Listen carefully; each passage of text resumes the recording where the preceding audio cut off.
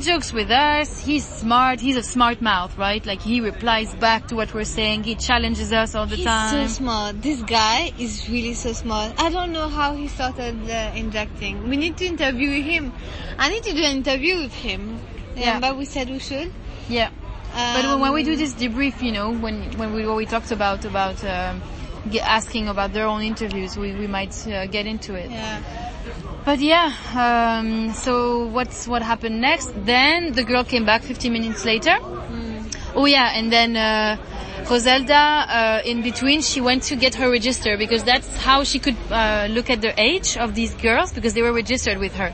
So she said, if they're registered, I can check their age because I always have their age. And then she showed me 87, which is 31 years old. So we're like, yeah, Stephanie is totally out. But she didn't have anything on Marianne, so we still don't know her age, her real age. So yeah, she came back, and then I told her and the other two to stay and wait for the focus group 1 to be finished so that they could go for the second group.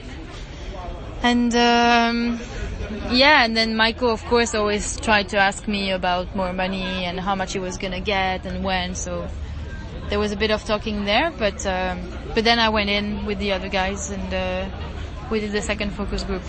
We didn't pay anyone for Emilia.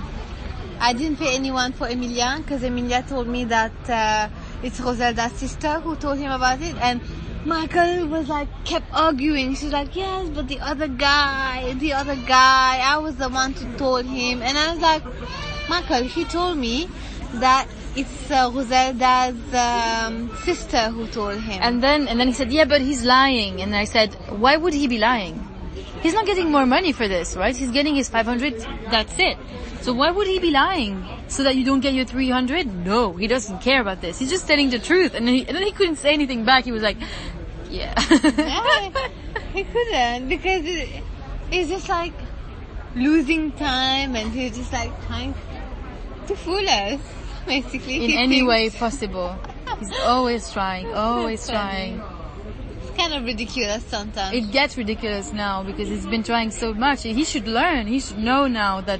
But I think he's like this because he just started, you know? He's still learning the tricks. Yeah. Look at Jean-Paul. Yeah. He doesn't ask. Yeah. He only asks strategically. Yeah. He knows that with Mary Jane, he can have the money. He will ask Mary Jane. Yeah. Like today he asked me. Yeah, today he asked me, and then I told him to ask Roselda. Oh, it was that yesterday. Okay. There's something else I wanted to say with Michael and Jean-Paul. So remember the first weeks we were trying to know what was the relationship between Michael and Jean-Paul, because they seem kind of friends, but they don't act as friends, right? And today I kind of saw, right? So when they started arguing, and I was telling you he was pushing Michael away and everything, I saw that they really, really do not have any kind of friends link. The way he's really violent with Michael, and he's always telling him off, and he's always... It's really like love and hate. I don't know. But is there love? Is there love? Are you sure? But I don't know why Jean-Paul keeps taking Michael under his wing. This is the thing I don't understand. Because Michael is a troublemaker. He's always like making trouble everywhere, asking people money and like kind of begging and everything. And Jean-Paul gets very angry with him, so I don't understand their relationship. Why is he sticking around with Michael? Maybe he's just stuck with Michael. And then the other day when he was touching Michael's leg. Oh yeah. So I don't know whether they are together or they have a relationship together. It's so weird, but at the same time, maybe Michael, because he's so young and he's so fresh and he's just so fresh into this, that he might be some use for Jean-Paul. For tricking people. And the way he begs and the way he gets attention, or I don't know.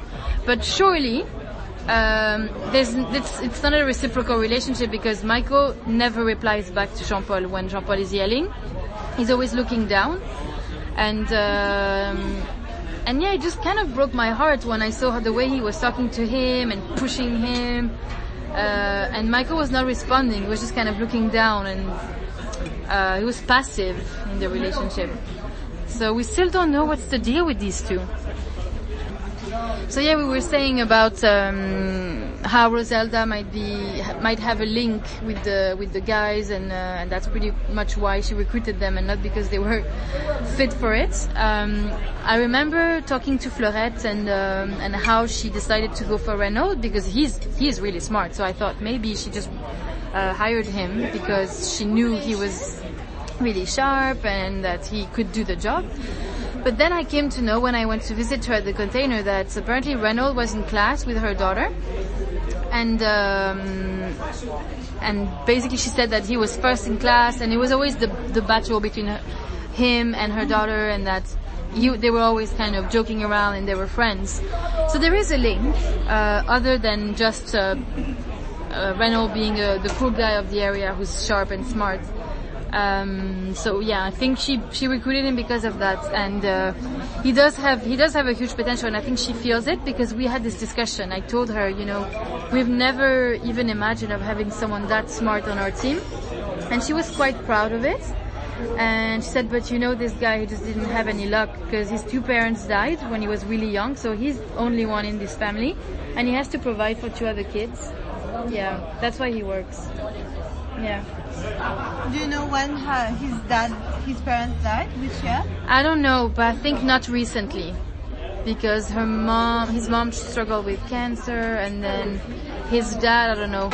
I don't remember, but she said both of his parents are dead, and I think that's why he had to stop school and go do some manual work somewhere. That's very sad. Oh yeah, because at some point she said, my daughter, she turned out fine. Now she works at the bank, MCB, and she's really smart and she earns a lot of money, etc. And she said, I think Renaud could do the same job or even better than her. She said, I want to see him in a suit going to the bank, and I'm sure he would be a star there. But it's just all those circumstances that, put him there. And also that's when she said, he started working for Cut, but then he dropped out, and then he came back, and it was a bit unstable. But I think because of his injecting, his consumption, and his circumstances of life seem really, really tough. And it's a pattern that we see, right?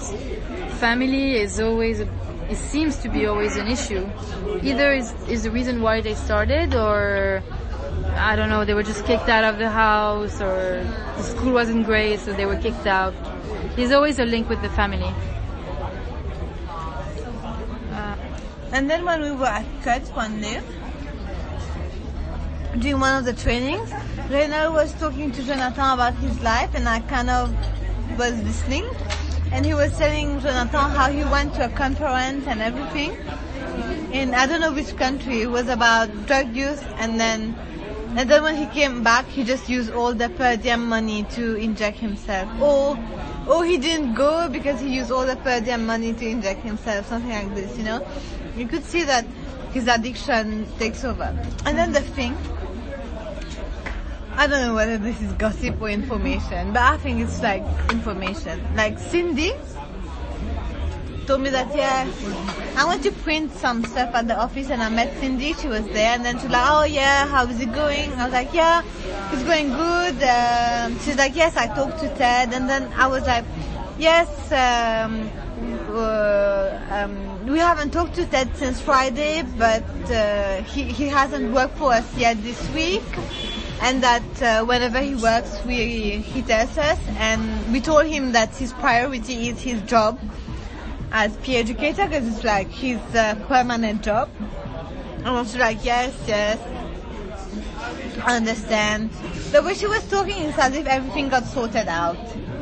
So she was really cool about it. And then she was like, sorry for me, I couldn't work on the project, I don't have time, and then I have got a little problem. I was like, she said I have a little health problem, and I was like, it's okay, so what happened, And it's I just, relapse again. Oh no. And then she's like, yes, I just relapsed, and then it started to affect my health, so I'm going on methadone soon, back on methadone. And then I was like, but how did you get on methadone that fast? Because I know there's a long waiting list, because I had some participants saying that they